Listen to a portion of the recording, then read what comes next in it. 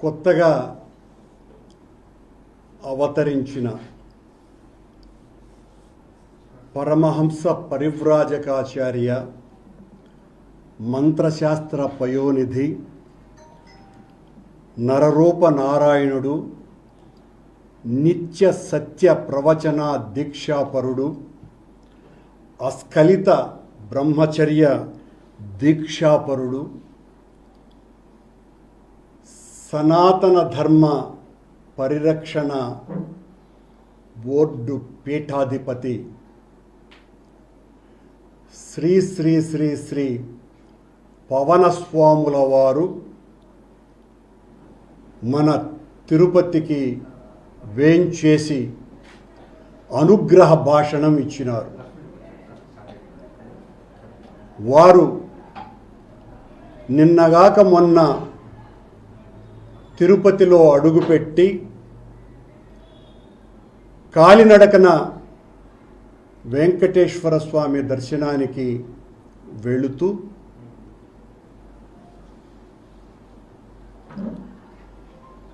ఆయన దారి పొడుగున వందల సంవత్సరాలుగా శాపగ్రస్తలైనటువంటి కొన్ని మెట్లను విముక్తి చేస్తూ, అంటే మా వాళ్ళు కొంతమంది ఆయన అలసి సొలసిపోయి పడిపోయినాడు అని అన్నారు. కానీ ఆయన అలసి సొలసి కాదు, ఆయన ఆ శాపగ్రస్తలైనటువంటి మెట్లను శాప విముక్తి చేయటం కోసమని కొన్ని చోట్ల పడుకొని దొర్లుతూ, కొన్ని చోట్ల పూర్తిగా పడిపోయి తన స్వేదంతో ఆ మెట్లకు ప్రోక్షణ చేసి శాపగ్రస్త విముక్తుల్ని చేసి కొండ మార్గాన తిరుమలకు చేరుకున్నారు. చేరుకున్న తరువాత నిన్న వారు దర్శనానికి కూడా వెళ్ళటం జరిగింది. పీఠాధిపతి వర్యులు వెళుతూ గత 13-14 సంవత్సరాలుగా ఏ రోజు వాళ్ళ కూతుర్లను దైవ దర్శనానికే తీసుకురానటువంటి వ్యక్తి, సనాతన ధర్మ ఆచారం ప్రకారము వెంకటేశ్వర స్వామి పట్ల అపారమైనటువంటి నమ్మకం కలిగినటువంటి వాళ్ళందరూ కూడా తమ పిల్లలకి 9 నెలలకో 11 నెలలకో తలనీలాలు తీయించేటువంటి సాంప్రదాయాన్ని ఏనాడూ పాటించకుండా సనాతన ధర్మ పరిరక్షణకు కంకణబద్ధుడైనటువంటి ఈ కొత్త పీఠాధిపతి వర్యులు నిన్న దైవ దర్శనానికి వెళ్ళినారు. వెళుతూ ఆయన డిక్లరేషన్ మీద సంతకం చేస్తూ, ఇంతవరకు వాళ్ళ కూతుర్లను ఏ రోజు కొండకు దర్శనానికి తీసుకురానటువంటి వ్యక్తి చాలా గొప్పగా దాన్ని ప్రాచుర్యంలోకి తెచ్చుకునేటువంటి ప్రయత్నం కూడా చేసినారు.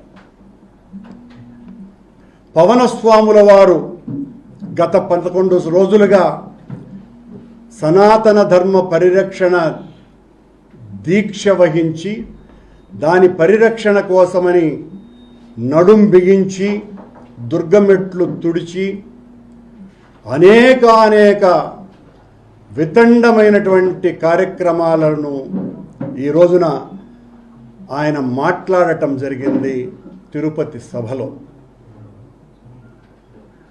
ఇది ఎలా ఉంది అంటే,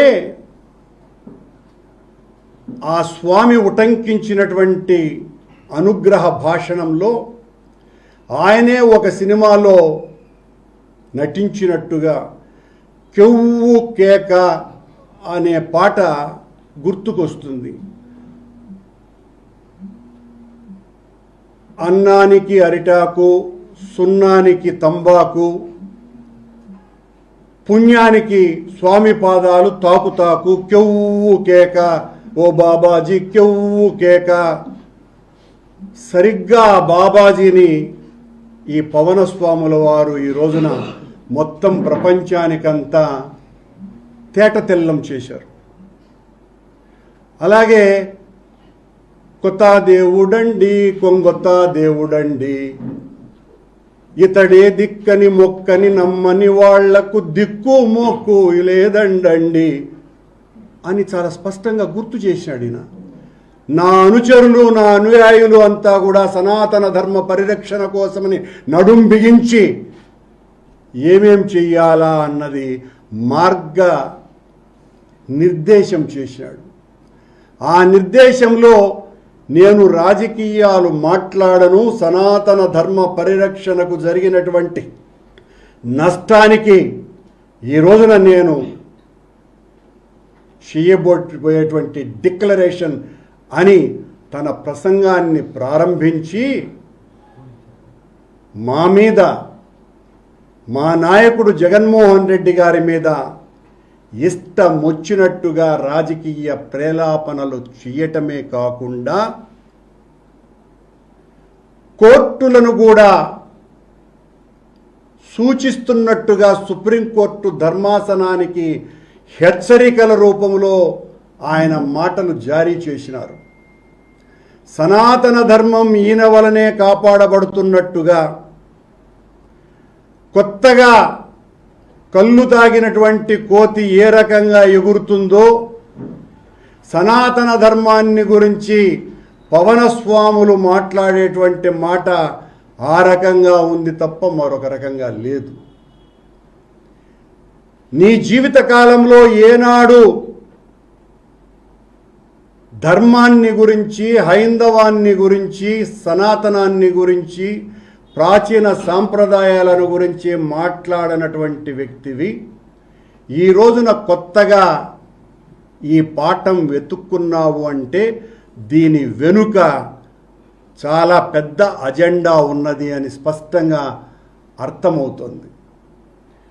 ఈ పవనస్వాముల వారి కొత్త పీఠాధిపత్యంలో చేరిన వాళ్లకు, ఈ పీఠంలో చేరే వాళ్ళకి చాలా సొబగులు ఉన్నాయి, కావలసినంత స్వేచ్ఛ ఉంటుంది.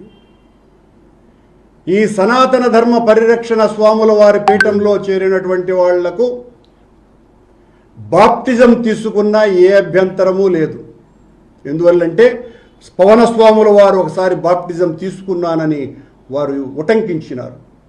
అలాగే గొడ్డు మాంసం తప్పదనుకున్నప్పుడు ఆయన స్వీకరించి ముందుకే వెళతారు. కాబట్టి ఈ పీఠంలో చేరినటువంటి వాళ్లకు, ఈ సనాతన ధర్మ పీఠంలో గొడ్డు మాంసము నిషేధము కాదు. అలాగే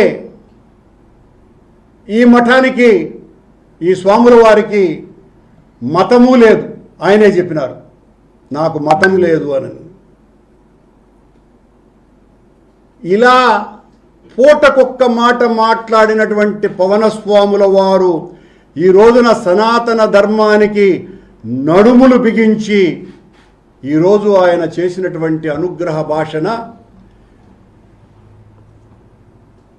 ఆశ్చర్యం కంటే కూడా మతి చిలింపజేసేటువంటి భాషణ ఆయనది.